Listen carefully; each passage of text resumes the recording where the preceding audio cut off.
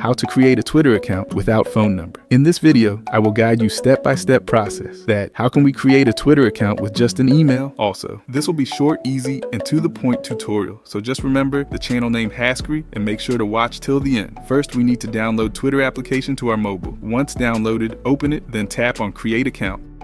Select your language and press Next. Here, type your name, then type your email, then select your date of birth. One thing you will make sure that you will select above 18 years old. Once completed, press Next. Authenticate that you're a real person, like I'm doing right now. Once done, it will send a verification code to your Gmail account. Enter that code here and press Next. Enter your password. Make sure that your password should be strong. Click here to upload your profile picture from your device and press Next.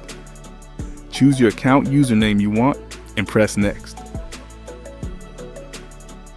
Allow notification if you want, press Continue. Follow some accounts to seem real and press Next. Congratulations, our Twitter account has been created without any phone number. For your confirmation here, you can see also, I have not added any of my number. That's it, guys. If you found this video helpful, make sure to leave a like and subscribe to our channel. Thanks for watching.